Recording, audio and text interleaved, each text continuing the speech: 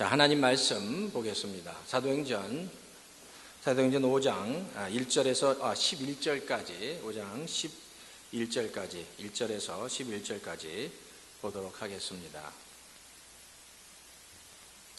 사도행전 5장 1절에서 11절까지 우리 한 절씩 보겠습니다. 그런데 아나니아라는 사람이 그의 아내 삽비라와 함께 소유를 팔아서 그 값의 얼마를 따로 떼어 놓았는데 그의 아내도 이것을 알고 있었다. 그는 떼어 놓고 난 나머지를 가져다가 사도들의 발 앞에 놓았다. 그때 베드로가 이렇게 말하였다.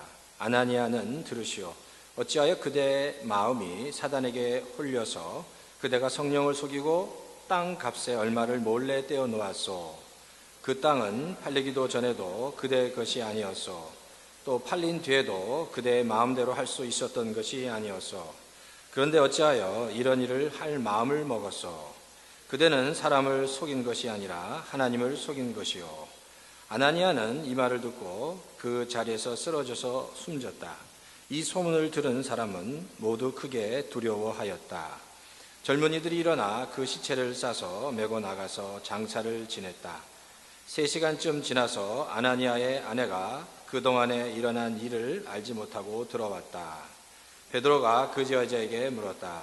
그대들이 이것뿐이요. 어디 말해 보시오. 그 여자가 대답하였다. 예, 그것뿐입니다. 베드로가 그 여자에게 말하였다. 왜 그대들 내외는 서로 공모해서 주님의 영을 시험하려고 하였소. 보시오, 그대의 남편을 묻은 사람들의 발이 막 문에 다다랐으니 그들이 또 그대를 메고 나갈 것이요. 그러자 그 여자는 그 자리에서 베드로의 발 앞에 쓰러져 숨졌다.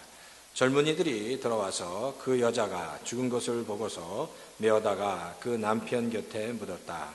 온 교회와 이 사건을 듣는 사람들은 모두 크게 두려워하였다. 아멘. 자, 잠깐 기도하겠습니다. 하나님 감사합니다. 오늘 이 아침에도 저희와 함께 해주시고 하나님의 귀한 말씀 저희가 잘 깨달아 알 수 있도록 하나님 붙잡아 주시고 역사해 주시고 말씀을 잘 알고 말씀의 빛을 저희 가슴에 비추어 주시옵소서. 감사를 드리고 이 모든 말씀 예수님의 이름으로 간절히 기도합니다. 아멘.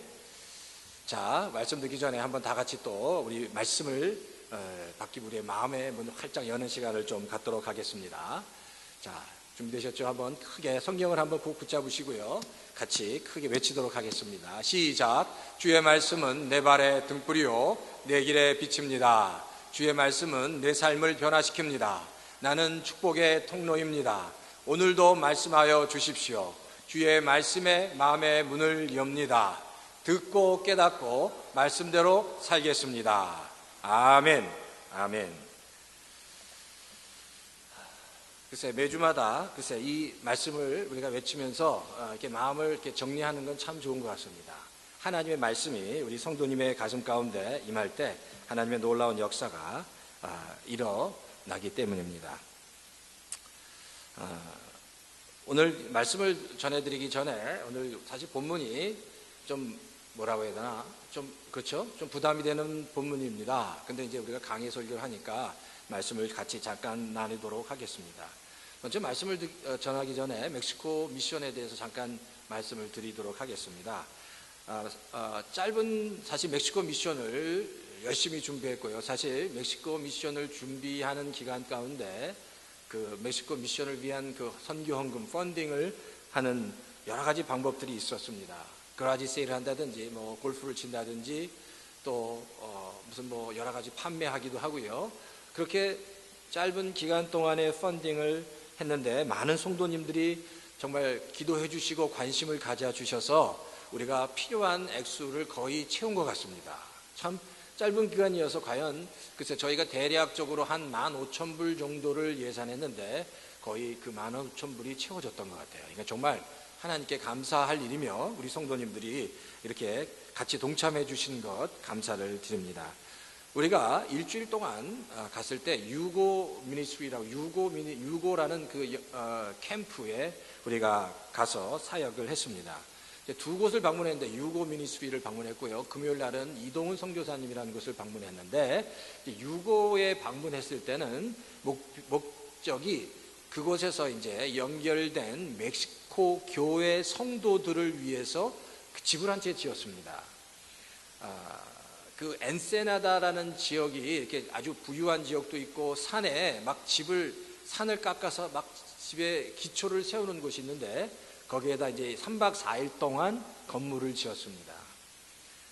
이제 그 첫 번째 사역, 유고 미니스트리를 통해서 한 사역은 사실 선교에 동참한 그 우리 유스 미니스트리, 유스부터 시작해서 모든 성도들의 그 일종의 그 팀워크를 아주 잘 발휘해야 하는 사역이었습니다.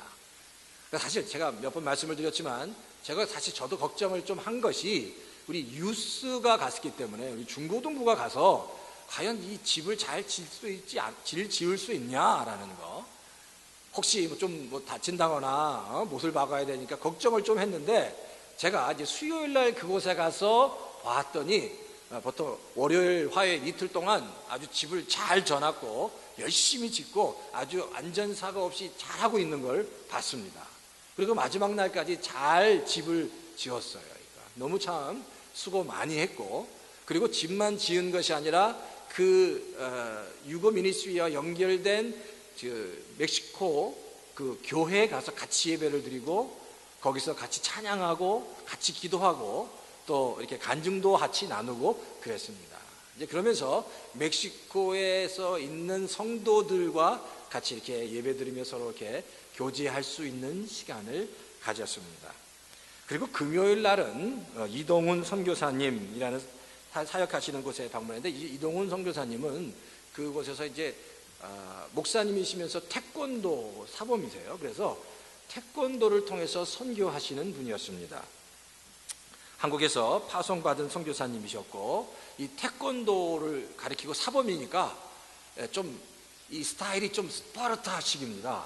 그래서 이 한국식이고 막 그래서 맨 처음에 제가 아이들이랑 이렇게 좀 걱정을 했는데 어쨌든 좀 그렇게 좀 약간 좀 그 한국식이고 막 군대식 같이 좀 이렇게 막 기압이 확 들어가 있고 그렇긴 하지만 우리 이동훈 선교사님은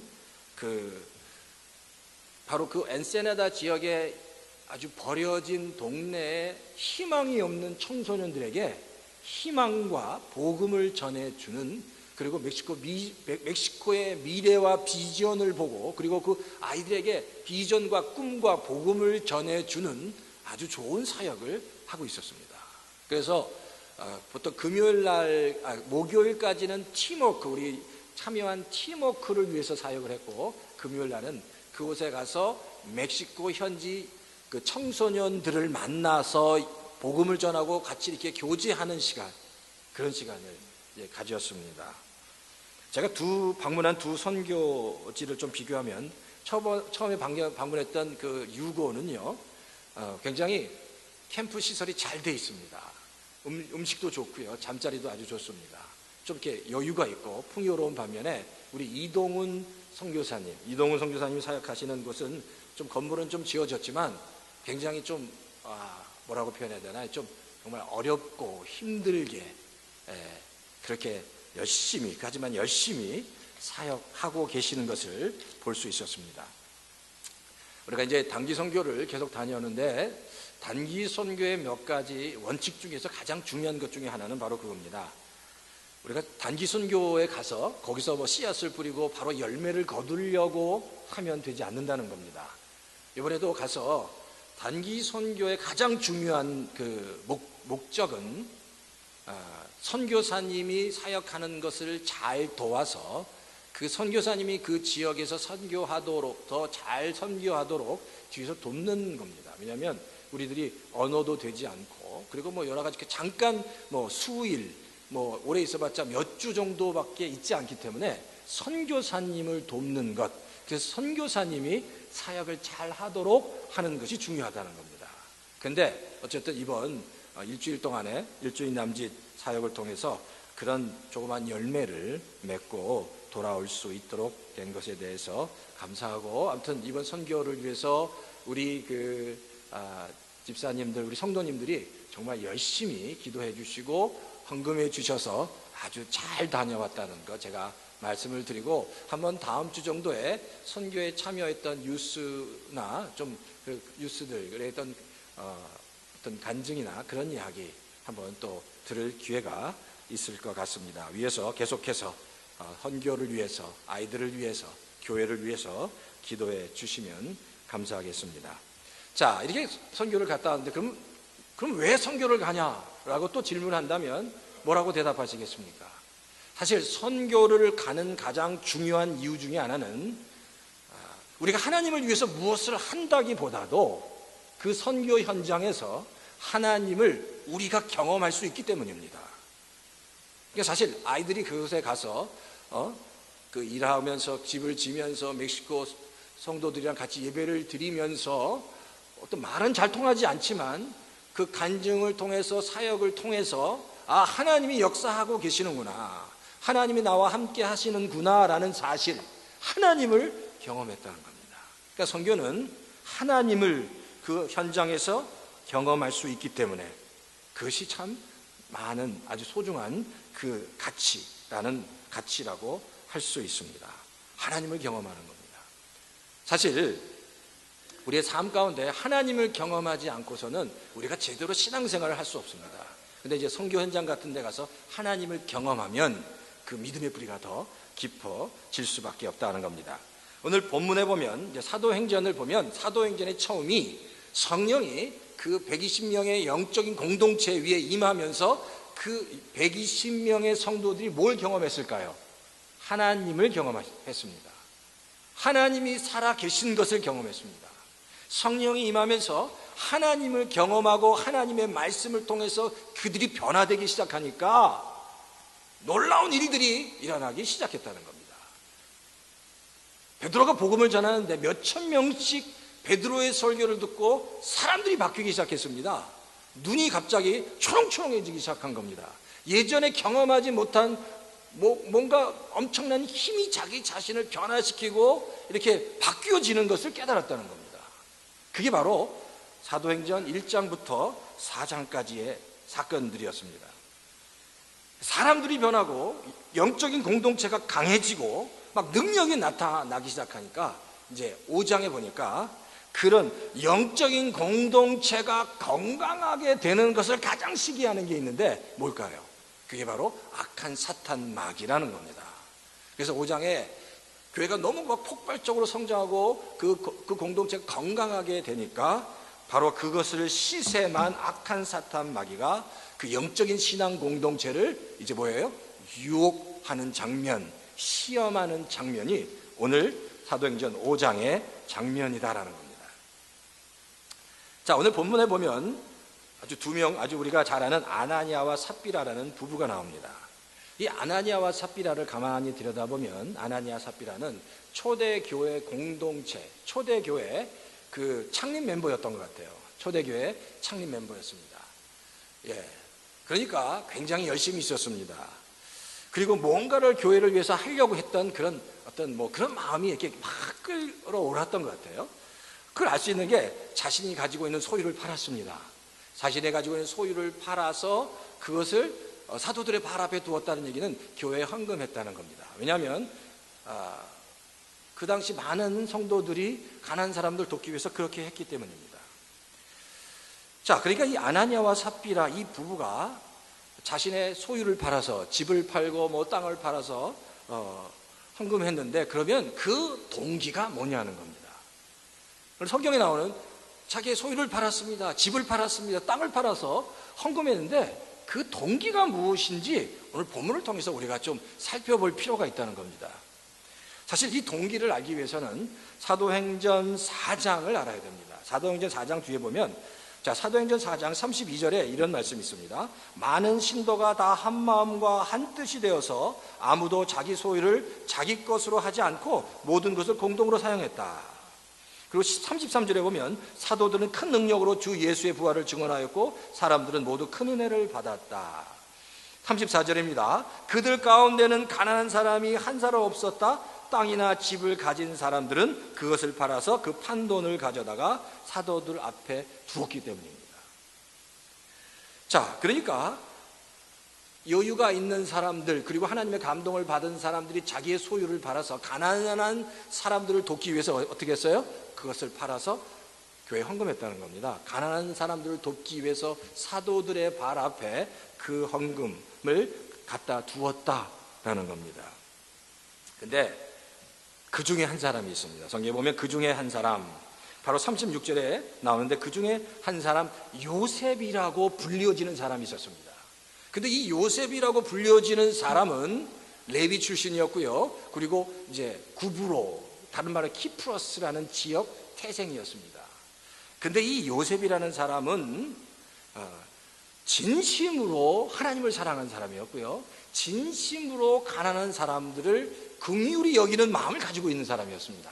진심으로 하나님을 사랑하고 진심으로 가난한 사람을 긍휼히 여겨서 이 요셉이라는 사람은 자기가 가지고 있는 소유를 팔아서 진심으로 가난한 사람을 돕기 시작했습니다. 근데 사람들이 보기에 그게 너무 감동적인 거예요. 가식으로 하는 게 아니라 기쁨으로, 진심으로 했습니다. 그래서 그 요셉이라고 하는 사람의 그 행동으로 인해서 그 초대교회 가난한 성도들이 큰 위로를 받았다는 겁니다. 그래서 사람들이 그의 이름을 새롭게 별명을 지어 주었는데 그 별명이 바로 누구라고요? 누굽니까? 누구죠? 그 별명이요? 성경에 나옵니다. 어디에 나오죠? 36절, 37절에 보면 그 사람이 아주 잘 아시는 바나바라는 사람입니다. 그래서 사실 이 바나바는 원래 이름이 요셉이었습니다. 근데 주변에 있는 수많은 사람들에게 큰 위로를 끼쳤다라고 해서 요셉을 바나바라고 부르기 시작했다는 겁니다. 근데 바나바라는 뜻이 뭐라고요? 위로의 아들이라는 뜻입니다. 자, 그런데 아나니아와 삽비라를 보면 아나니아와 삽비라도 초대교회 창립 멤버로서 바나바를 보면서 조금 질투하는 마음이 있었던 것 같습니다. 왜? 바나바가 워낙 인기가 좋으니까 사람들이 막 바나바 하면서 당신은 정말 우리를 우리가 정말 힘들 때 우리를 도와줘 바나바 온 그 공동체가 바나바 하고 난리가 났겠죠. 그래서 그게 아나니아와 삽비라가 볼 때 조금 질투가 됐던 것 같습니다. 근데 사실 질투로 그리고 체면으로라도 근데 아나니아와 삽비라는 자신이 가지고 있는 소유를 팔아서 사도들의 발 앞에 두었습니다. 사실 그것만 봐도 자신의 소유를 팔아서 사도들의 발 앞에 둔 것만 봐도 괜찮은 사람입니다. 열심인 사람입니다. 요즘에 질투라도 체면치레라도 자기의 소유를 팔아서 정말 가난한 사람을 돕는다거나 그런 사람들이 있겠습니까? 글쎄 모르겠어요. 여기 계실지 안 계실지 모르겠는데 쉽지 않은 일입니다. 자기의 소유를 팔아서. 근데 어쨌든 아나니아와 삽비라는 질투인지 체면인지는 모르지만 자기의 소유를 팔아서 가난한 사람들을 도왔다는 겁니다. 그렇게 보면 믿음 있는 사람입니다. 꽤 헌신적인 사람입니다. 신앙이 열심히 있는 사람이라고 얘기할 수 있습니다. 근데 보세요. 그러면 이 아나니아와 삽비라라는 이 부부의 그러면 문제가 뭐냐는 거예요. 믿음의 사람인 것 같고 신앙이 열심인 사람 같은데 그 사람의 문제가 뭐냐는 겁니다. 문제는 바로 이겁니다. 체면으로라도 형식으로라도 사람을 도우려고 자기의 재산을 팔았지만 그 사람의 이 마음의 중심 그리고 동기는 자기 자신을 드러내기 위함이라는 겁니다. 다른 사람의 인정을 받기 위함이다라는 겁니다. 주님께 헌신하는 모습을 있지만 그의 동기가 하나님을 위한 것이 아니라 자기 자신을 드러내기 위한 인간적이었다는 겁니다. 그게 바로 아나니아와 삽비라의 문제라는 겁니다. 아나니아와 삽비라를 예수님의 제자 가운데 가룟 유다 아시죠? 가룟 유다 비교할 수 있습니다. 사실 가룟 유다를 보면요, 가룟 유다는 굉장히 헌신된 사람입니다. 예수님의 제자가 된다는 건 뭘 의미하냐면요, 자기가 가지고 있는 모든 직업을 버려야 합니다. 자기가 가지고 있는 가족을 버려야 합니다. 자기가 가지고 있는 모든 소유물을 다 버려야 합니다. 그리고 주님을 따라야 되는 겁니다. 근데 가룟 유다는 그런 사람이었습니다. 다 버렸습니다. 가족도 버리고, 그리고 자기의 직업도 버리고, 자기의 모든 것을 다 버리고 주님을 따른 사람이었습니다. 그리고 주님을 위해서 정말 열심히 일한 사람이 가룟 유다였습니다. 그런데 가룟 유다는 다른 제자들과 달랐습니다. 동기가 달랐다는 겁니다. 아브라함과 아브라함의 조카 롯이 있습니다. 아브라함과 아브라함의 조카 롯도, 혹시 아브라함은 어떤 사람인지 잘 아시죠? 아브라함은 하나님께서 아브라함을 부르셨습니다. 아브라함아, 네가 내 친척 그리고 가족, 내 모든 것을 다 버리고, 가족과 친척과 네가 소유한 모든 것을 다 버리고 내가 지시할 땅으로 가라고 말씀하셨을 때 아브라함은 기꺼이 순종하면서 그 길을 갔습니다. 순례의 길을 떠난 겁니다. 하나님께서 말씀하실 때 그 말씀에 순종함으로 떠났습니다. 그럼 롯은 어떤 사람이에요? 롯, 아브라함과 같이 갔던 조카 롯도 아브라함과 더불어 순례의 길을 떠났습니다. 아브라함과 순례의 길, 그 험한 순례의 길을 떠났습니다. 그럼 아브라함과 롯의 차이가 뭐냐면, 아브라함은 하나님의 음성을 듣고 순례의 길을 떠납니다. 하나님의 음성을 듣고 순종함으로 자기가 가지고 있는 모든 것을 버리고 떠났습니다. 그런데 롯은 하나님을 보고 떠난 것이 아니라 아브라함을 보고 떠납니다. 사람을 보고 떠났다는 겁니다. 사실 유다는요, 사실 다른 제자들과 똑같은 제자였습니다. 어떻게 보면 베드로와 그리고 그 외에 믿음 있는 제자들과 똑같은 제자였습니다. 근데 다른 게 하나 있습니다. 뭐라고요? 달랐다는 거예요. 그 중심이 달랐다는 겁니다. 그런데 중심이 달랐지만 유다가 그런 생각을 가지고 있었는지는 예수님이 십자가에 달려 돌아가시기 전까지는 몰랐습니다. 유다가 예수님 은 30냥에 팔아서 예수님을 십자가에 달려 돌아가시게 하기 전까지는 아무도 몰랐다는 겁니다. 바나바와 아나니아도 마찬가지입니다. 바나바와 아나니아도 사실 굉장히 구별하기 어려운 사람입니다. 왜? 자기의 재산을 팔아서 가난한 사람들을 위해서 헌금했던, 사도들의 발 앞에 그 헌금했던 사람들이기 때문입니다. 가난한 사람들에 대한 마음이 그들에게 있었습니다. 그러나 근본적인 동기로 볼 때 아나니아와 바나바는 다른 사람이라는 겁니다. 우리가 교회에서도 그런 것 같아요. 교회에서도 이렇게 두 그룹이 공존할 수 있습니다. 두 그룹이 공존할 수 있다는 겁니다. 누가 정말 하나님을 정말 신실하게 사랑하고 있는지, 하나님을 정말 신실하게 사랑하는 그룹, 하나님 앞에서 정말 그 믿음을 지키면서 신실하게 하나님을 위해서 헌신하는 그룹, 그리고 그렇지 않은 그룹이 있어요. 그냥 하나님을 사랑하는 척하는 그룹이 있을 수 있습니다. 근데 그건요, 사람들은 모릅니다. 정말 그 사람이 정말 하나님을 사랑하는지 그냥 그렇게 마음으로만 척하는지는 사람들은 구별하지 못합니다. 그런데 하나님은 그것을 다 구별하고 아신다는 겁니다.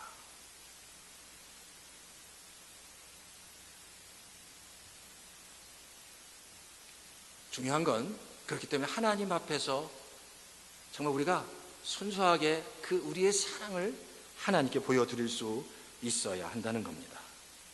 사실 그래요.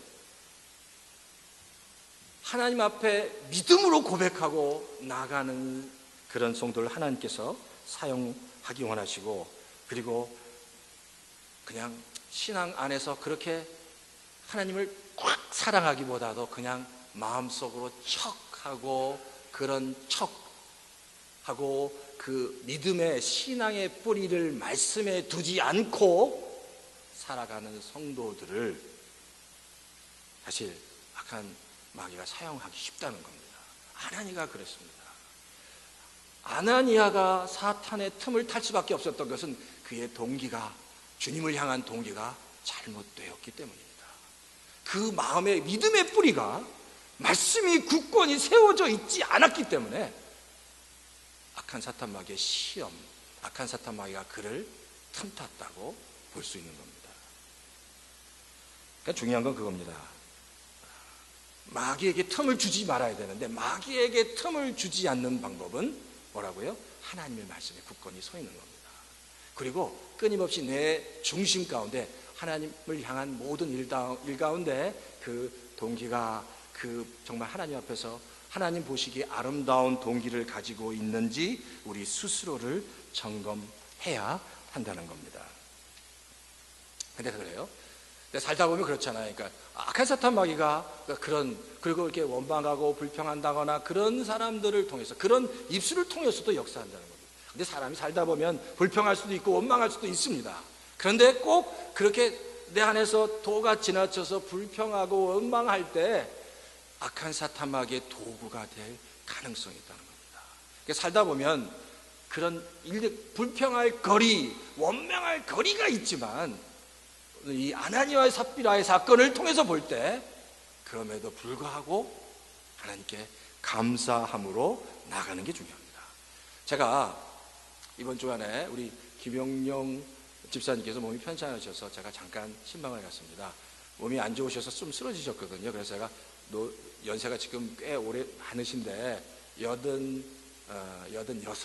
86이셨거든요. 이시거든요. 그래서 제가 다시 여기 계시지만 방문했습니다. 근데 제가 놀란 게 하나 있습니다. 방문했는데 우리 김영용 집사님이 저에게 만나자마자 예전에 저도 까마득하게 잊어먹었던 그 감사에 대한 구호를 말씀해 주셨습니다. 생각나세요? 옛날에 강충환 장로님이 오셔서 구호입니다. 감사해. 힘들어도 감사, 부족해도 감사, 아파도 감사, 행복해도 감사, 넉넉해도 감사, 하나님께 감사. 힘들어도 부족해도 아파도 행복해도 넉넉해도 잘 될 때나 못 될 때나 늘 하나님께 감사하자고 우리가 그렇게 외쳤습니다. 그리고 감사에는 능력이 있다고 외쳤습니다. 근데 제가 다 잊어먹고 있었어요. 근데 김영영 집사님 만나자마자 목사님 그러면서 자기가 좀 몸이 안 좋아서 쓰러지셨지만 하나님 힘들어도 감사합니다. 부족해도 감사합니다. 아파도 감사합니다. 저한테 그걸 먼저 말씀하시는 거예요. 그래서 제가 그 말씀을 듣고 깜짝 놀랐습니다. 아, 그래. 감사해야 되는구나. 감사할 때 하나님께서 역사하시기 때문입니다.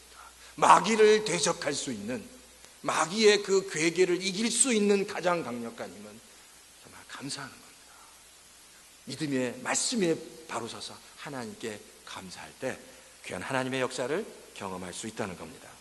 이 사건을 통해서 두 가지 교훈을 잠깐 살펴보려고 합니다. 첫 번째는요, 우리가 절대로 하나님을 속일 수 없다는 겁니다.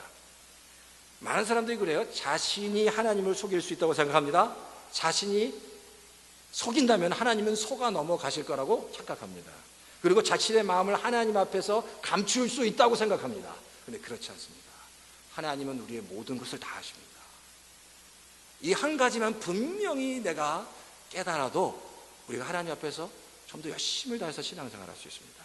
시편 139편 1절부터 4절에 보면 바울이 이렇게 고백합니다. 주님께서 나를 샅샅이 살펴보셨으니 나를 훤히 알고 계십니다. 내가 앉아있거나 서있거나 주님께서는 다 아십니다. 멀리서도 내 생각을 다 알고 계십니다. 내가 길을 가거나 누워있거나 주님께서는 다 살피고 계시니 내 모든 행실을 다 알고 계십니다. 내가 혀를 놀려 아무 말 하지 않아도 주님께서는 내가 하려는 말을 이미 다 알고 계십니다. 주님은 내가 가지고 있는 생각의 뿌리까지도 다 알고 계시는 겁니다. 내 마음속의 깊은 생각까지도 다 알고 계신다는 겁니다. 그러니까 이것만 깨닫고 있어도 혹시 내 마음에 원망이 있을 때, 불평이 있을 때, 감사가 사라지고 그런 것들이 있을 때 빨리 그것들을 정리할 수 있어야 합니다. 그리고 때때로 힘든 일이 있어도 불평하기보다 원망하기보다 하나님 왜 이렇습니까? 왜 이렇게 내가 힘드니까? 라고 하기보다 다시 한번 하나님, 그럼에도 불구하고 힘들어도 부족해도 아파도 그래도 감사합니다. 행복할 뿐만 아니라 넉넉할 때라도 감사하지만 내가 정말 힘들어도 그리고 부족해도 정말 몸이 아파도 하나님 감사합니다 라고 고백할 때 하나님의 놀라운 역사를 경험할 수 있다는 겁니다. 바라기는 그런 정말 하나님 앞에서 우리의 마음을 활짝 여시고 하나님 다 아십니다 라는 것을 깨닫고 늘 하나님 앞에서 우리의 마음을 정결하게 하시는 성도님 다 되시기를 주의 이름으로 축원합니다. 둘째는 하나님은 중심을 보신다는 겁니다. 많이 들으셨죠? 중심을 보십니다. 사람은 외모를 보고 외형을 보지만, 겉모습을 보지만 하나님은 뭘 보신다고요? 중심을 보신다. 한번 다 같이 한번 하나님은 중심을 보신다 한번 같이 한번 해보시겠어요? 시작. 중심을 보십니다. 중심을 보십니다. 중심을 보신다. 중심에서 그렇죠. 뭘 보십니까?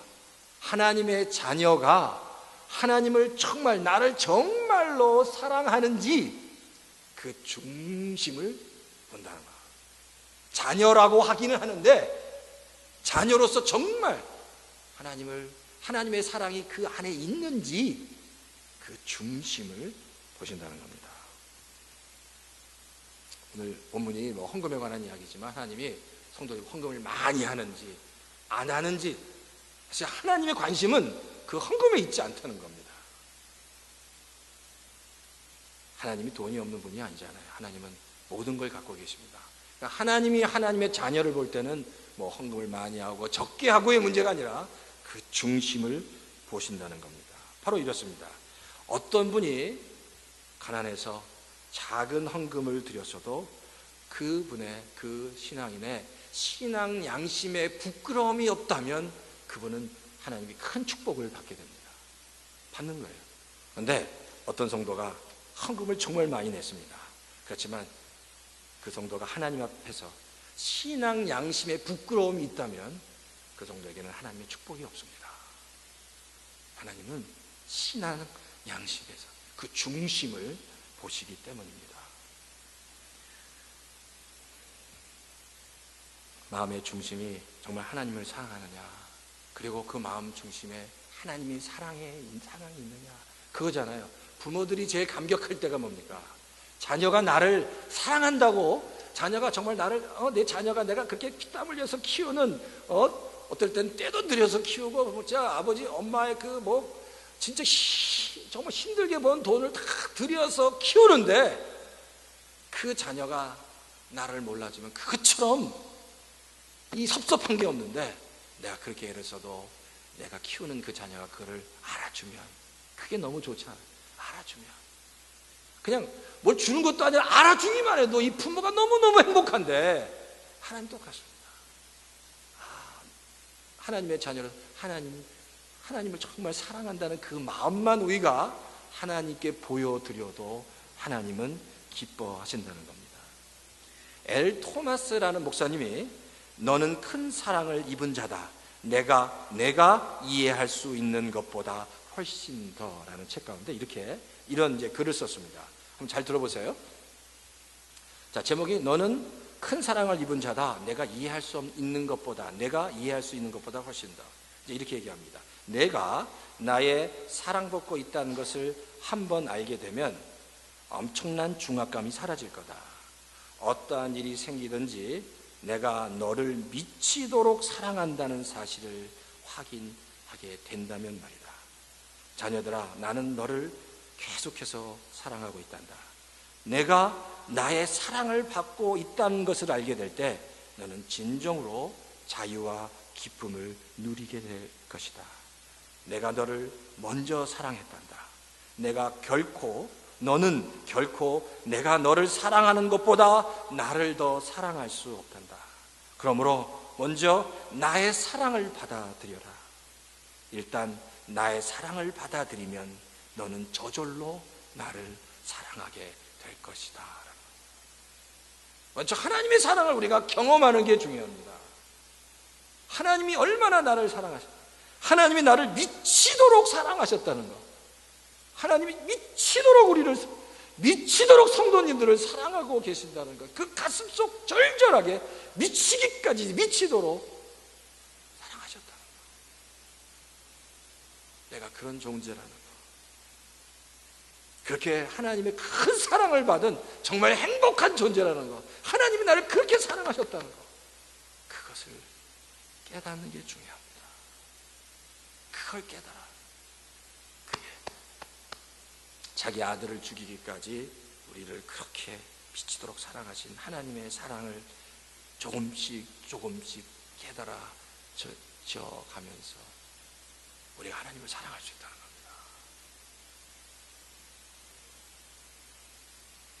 그렇잖아요. 사랑하는 연애할 때도 그렇습니다. 형제가 자매를 사랑하지만 언제 힘을 얻습니까? 내가 사랑하는 자매가 나를 사랑한다는, 정말 사랑한다는 것을 딱 확인하는 순간 그 남자는 온 세상을 갖는 것 같이 그냥 펄쩍펄쩍 뛰지 않습니까? 그렇잖아요. 맨 처음에 이 자매가 나를 사랑하는지 확인이 안 될 때는 너무너무 힘든데, 정말 나를 사랑하는구나, 정말 인생을 바쳐서 나와 사랑할 준비가 돼 있구나라는 것을 확인하게 되면 그 남자의 마음을 정말 너무 행복하게 만드는 거지. 서로의 사랑이 확인될 때 그런 역사가 일어나기 때문입니다. 그때부터 하나님의 사랑을 확인하기 시작하면서 하나님을 사랑할 수 있습니다. 신명기 6장 5절에 보면 이런 말씀이 있습니다. 이 하나님이 제 자녀들에게 주시는 말씀입니다. 신명기 6장 5절에 당신들은 마음을 다하고 뜻을 다하고 힘을 다하여 주 당신들의 하나님을 사랑하십시오. 마음을 다하고 뜻을 다하고 힘을 다하여 하나님을 사랑하라고 말씀하고 있습니다. 이게 무슨 얘기예요? 사랑을 받은 사람은 이런 모습으로, 이런 태도로 하나님을 사랑해요. 다시 이 마음을 당한다는 이야기는 영어 성경에 보면 heart라고 얘기해요. 이 heart를 다해서. 근데 이 이야기는 뭐냐면요,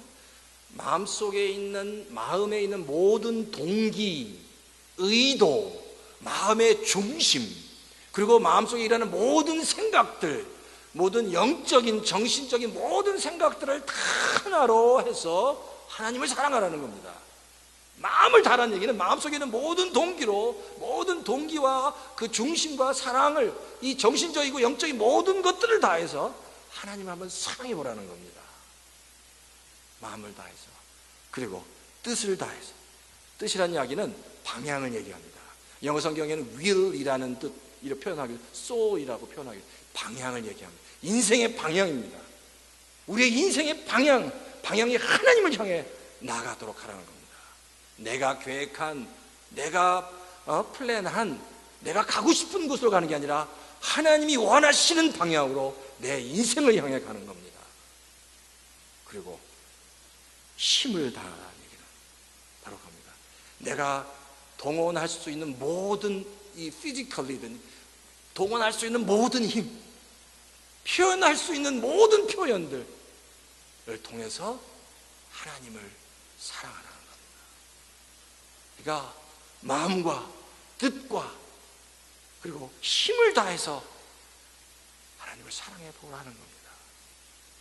근데 놀라운 건, 처음에는 하나님을 내가 사랑합니다라고 고백할 때 자신이 없어요. 어떤 사람은 마음을 다하고 뜻을 다하고 힘을 다해서 자신이 없는데, 내 마음을 모으기 시작하고 나의 인생의 방향을 하나님께 정하고 하나님을 향해 나가기 시작하고, 그리고 내가 가지고 있는 모든 힘, 내가 표현할 수 있는 모든 표현을 통해서 내가 정말 하나님을 사랑합니다라고 고백하면 할수록 놀라운 건 하나님을 더 사랑하게 된다. 그 마음 가운데 하나님은 더 큰 하나님의 사랑의 마음을 부어주신다. 표현하기 시작할 때, 더 구체적으로 표현하고 더 하나님을 사랑합니다라고 표현하면 할수록 더 큰 하나님을 사랑하는 마음을 우리에게 주신다는 겁니다. 이 땅을 사랑하는데 사실 쉽지 않습니다. 많은 일들이, 자녀 키우는데 너무 힘들고요, 직장 생활하는 것도 너무 힘듭니다. 하루하루 살아간다는 게 지치고 힘들지만 그 모든 삶 속에서 경험하는 그 어려움 가운데 우리가 회복될 수 있는 유일한 한 가지는 하나님의 은혜와 하나님의 위로 가운데 하나님이 주시는 힘으로 살아가는 겁니다. 우리 얼바인 열교회 성도 여러분, 정말 마음의 중심에서 하나님을 한번 사랑해 보시면 좋을 것 같아요. 그리고 하나님, 내 마음에 하나님의 사랑을 부어주십시오. 내가 회복될 수 있는 영적인 리소스는 세상에 있지 않습니다. 하나님이 터치해 주셔야 합니다. 하나님이 만져 주셔야 합니다. 하나님이 붙잡아 주셔야 합니다. 라고 하나님 앞에 진심으로 나가 기도하실 수 있는, 정말 그렇게 기도하시는, 그래서 정말 하나님을 만나는, 한번 정말 확실하게 내 모든 것을 다 걸고 내가 정말 하나님을 만나기 원합니다. 하나님이 아니면 내가 살 수 없습니다. 하나님이 주셔야 내가 살 수 있습니다라고 간절하게 하나님 앞에 한번 나아가시고 하나님을 만나고 경험하는 역사가 우리 얼바인 열린교회 성도 가운데 있기를 주의 이름으로 축원합니다. 한번 미치도록 하나님이 우리를 사랑하셨는데 미치도록 하나님을 사랑하시는 성도님 다 되시기를 주의 이름으로 축원합니다. 이 시간 한번 같이 기도하죠. 같이 기도하면 좋겠어요. 주신 말씀, 하나님이 정말 무엇을 보시기 원하는지, 우리 마음 중심에서 무엇을 보기 원하시는지, 하나님, 내가 하나님을 사랑하기 원합니다. 하나님을 정말 사랑하기 원합니다. 하나님이 내 상황과 처지를 다 아십니다. 나를 붙잡아 주십시오. 나를 살려 주십시오. 내가 지치지 않게 해 주십시오. 하나님의 은혜만이 나를 살릴 수 있습니다. 회복시킬 수 있습니다. 온전케 할 수 있습니다. 하나님, 나를 붙잡아 주십시오. 하나님, 나에게 새 힘을 주십시오. 하나님, 정말 직장일로 비즈니스로 너무너무 지쳐있고 힘들지만 자녀를 키우는 것도, 모든 것이 나를 지치게 하지만 나에게 진정으로 참 위로와 힘과 능력을 주실 수 있는 분은, 나를 소성시켜 회복시켜 주실 수 있는 분은 하나님밖에 없습니다. 그 하나님 붙잡기 원합니다. 채워주십시오. 채워주십시오. 내 마음의 문을 활짝 열고 하나님의 은혜로, 하나님의 사랑으로 나를 채워주십시오. 내가 주님 앞에 나갑니다. 나를 붙잡아 주십시오. 붙잡아 주십시오. 다 같이 한번 통성으로 기도하겠습니다. 하나님 아버지, 하나님 아버지 감사합니다. 하나님 아버지 감사합니다. 하나님 아버지 감사합니다. 우리 얼바인 열린교회 성도들을 하나님 정말 소송시켜 주시고 회복시켜 주시고, 하나님 삶의 직장 생활 가운데, 비즈니스 가운데 자녀를 키우고, 하나님 아버지 모든 일 가운데 하나님 스트레스가 있고 힘들고 어려운 일들이 있지만, 그러나 하나님 다시 일어나게 하시고 다시 일어나 주님을 향할 수 있도록 주여 도와 주시옵소서. 미치도록 우리를 사랑하신 그 하나님의 사랑, 그 하나님을 다시 우리도 미치도록 사랑할 수 있도록, 내가 가지고 있는 모든 것을 다 바쳐서라도, 내가 가지고 있는 온 마음으로, 온 하나님 아버지 내 뜻을 다해서 내 온 힘으로 하나님, 내가 하나님 당신을 사랑하기 원합니다. 그 사랑 가운데 다시 내가 회복되기 원합니다. 주여 붙잡아 주시옵소서. 이 큰 하나님의 사랑을 경험하고 정말 하나님을 사랑하는 우리 얼바인 열린교회 모든 성도들 다 될 수 있도록 주여 도와 주시옵소서. 주님을 만나게 해 주시옵소서. 주님을 정말로 사랑해, 정말 미치도록 사랑하는 그런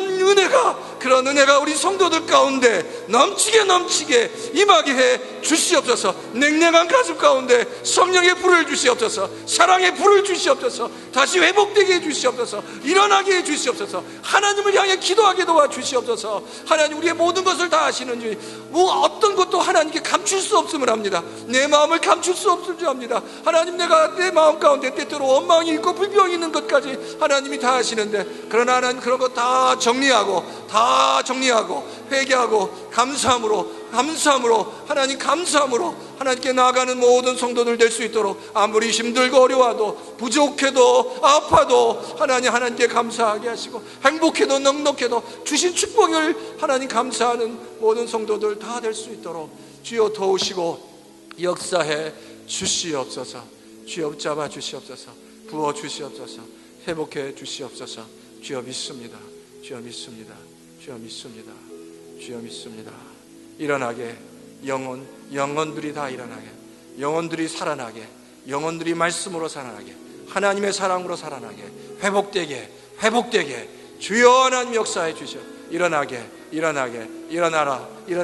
일어날 수 있도록 목장이 일어나서 목자들이 일어날 수 있도록, 목자들이 일어나도록, 목자들이 일어나도록, 목자들이 기도할 수 있도록, 목녀들이 기도할 수 있도록, 회복될 수 있도록, 목장을 통해서 하나님이 살아계심이 경험되어지는 역사가 있도록 주여 하나님 도와주시고 역사해 주시옵소서. 하나님이 함께 하시면 될 줄 믿습니다. 하나님이 함께 하시면 될 줄 믿습니다. 하나님이 하시면 됩니다라는 믿음, 하나님이 하시면 됩니다라는 믿음, 하나님이 함께 하시면 됩니다라는 믿음, 목자 목녀가 먼저 가질 수 있도록, 목자 목녀가 가질 수 있도록, 하나님 담대하게 나갈 수 있도록, 목자 목녀가 일어나서 담대하게 나갈 수 있도록 지치지 않게 하시고 하나님 목장을 통해서 하나님 역사해 주시옵소서. 주여 믿습니다. 주여 믿습니다. 주여 믿습니다. 믿습니다.